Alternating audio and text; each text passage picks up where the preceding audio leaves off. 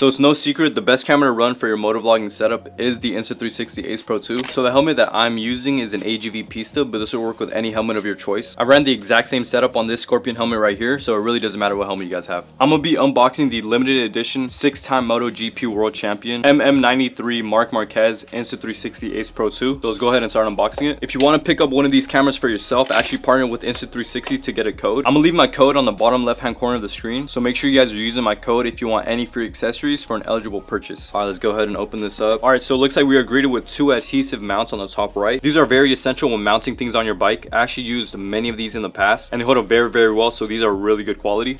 On the bottom right hand corner, it looks like we have a helmet mount. All right, so it looks like it comes with the helmet chin mount. I actually won't be needing one of these just because I already have one myself, and I'll show you guys exactly what I use for my chin mount later in the video. On the bottom left hand corner, it looks like we have the 2 batteries, which are very essential. Looks like we got some goodies on the top left. I'm assuming this is gonna have the chargers and everything. All right, so it looks like it came with one of these extensions. These are actually very important, and I'll show you guys why later in the video. I'm gonna go ahead and put this off to the side. We also got the micro SD card, came with the cable as well, and got the magnetic mount, probably the most important part of this entire setup. And last but not least, of course, we got the camera itself. Let's go ahead and remove all these stickers, and on the bottom part of the camera is exactly where this magnetic mount goes. Clips on just like that. Before I show you guys exactly how to mount this camera on your helmet, I'm gonna first run through some of the settings that I use to get the best image possible. So let's go ahead and do that. I'm gonna pretty much run through the setup process real quick. All you gotta do is download the app and activate your camera. So I'll be right back as soon as I finish all that.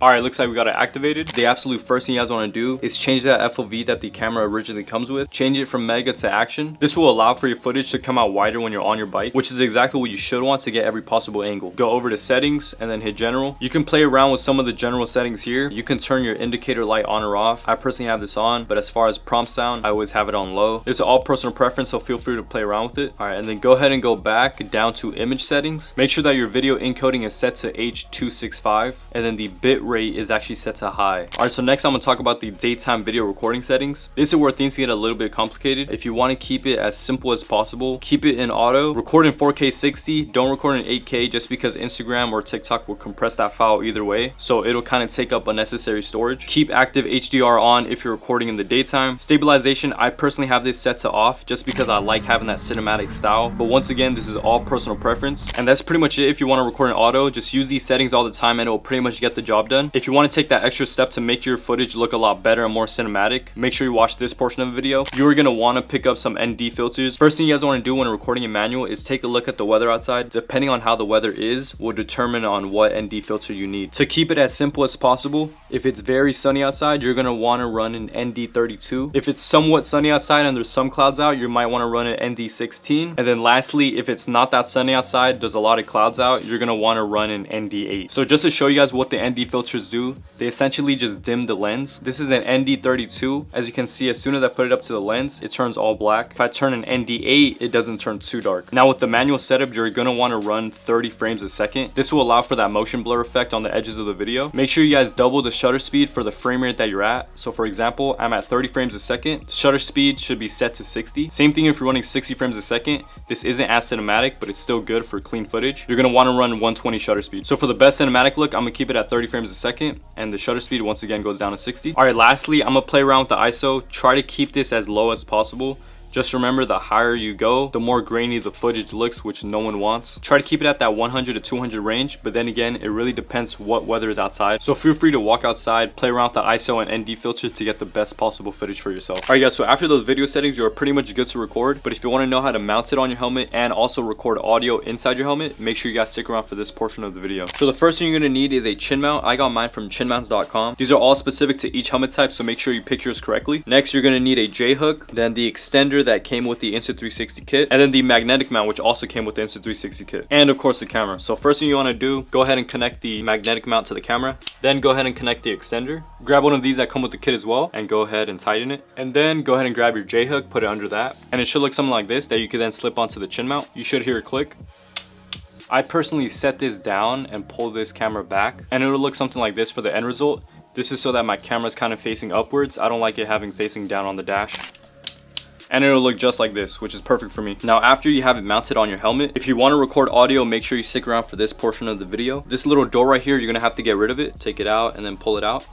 There it is. Now the reason you have to get rid of this door is so that you can use an Insta360 mic adapter. So you're gonna go ahead and replace it with that. It'll clip on the exact same way. And then you can pretty much connect any audio source to this camera. So I'm gonna go ahead and plug it in. There you go. That cable is ran through my helmet and placed inside of my cheek pad. That way every single time I record, you can see on the top it's actually connected to an external mic. So that's how you know it's working. And the last thing I wanna mention, if you wanna record vertically, Insta360 sells a vertical mount that you can buy on their website. This allows you to just click it on and then place your camera vertically onto this right here. And then that's how you record vertically. All right, so after you have all that set up, you're pretty much good to record in the daytime. So let's go ahead and get to the footage. All right, guys, so this is daytime footage with ND filters, as you guys can see.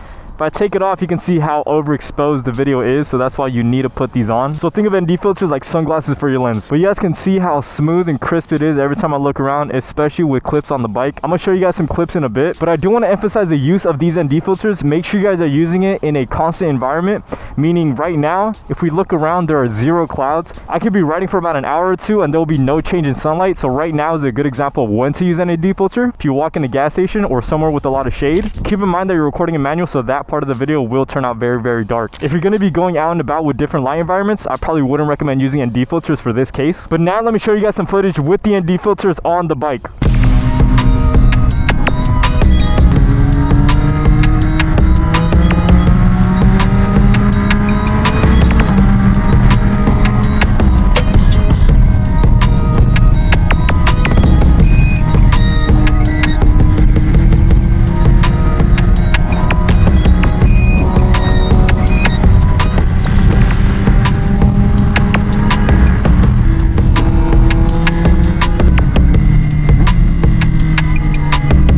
Alright guys, so now for nighttime recording settings, this is probably the most simple part of the video. We're gonna go ahead and change our recording mode from video to pure video mode.